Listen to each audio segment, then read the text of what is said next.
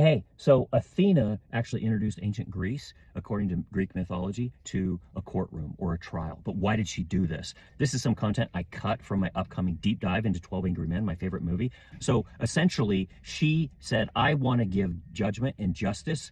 I want to hand that over to the Greek people. And why did she do this? Because she was sick and tired of the cycle of revenge between people and their gods. The reason this came up is because there was a prince who had killed his mother. He had talked to the Oracle of Delphi, and that's what they told him to do. Because she had killed his father, because his father had sacrificed his daughter to a Greek god to help them at the Battle of Troy. So there's all these cycles of gods and men mingling and revenge. She wanted to stop that. So she said, I want to put this in the hands of the Greek people. So she chose 12 citizens, and then this prince's trial was then presented to them. Turns out they ended up the vote 6-6. So it was a tie. She steps forward and says, I will give the tiebreaker, because when in doubt, you acquit.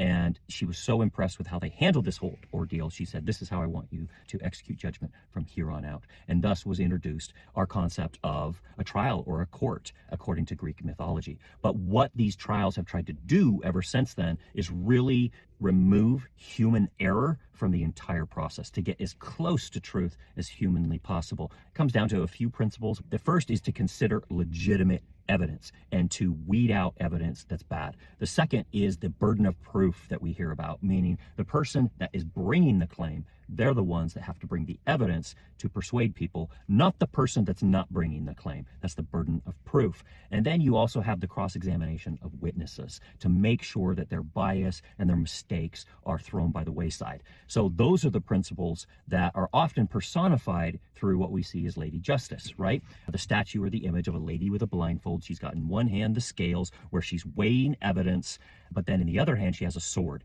If that evidence reaches a high enough bar, then she can exact judgment on the situation. That's Lady Justice. This isn't just relevant to a courtroom, it's also relevant in our everyday lives, how we perceive claims, how we engage with them, and how we pursue the truth by getting rid of as much human error as possible. I go into this a lot more in my deep dive into 12 Angry Men, so subscribe if you want to see that when it drops, and go check out my other deep dives into modern myths and what we can learn. Thanks a lot.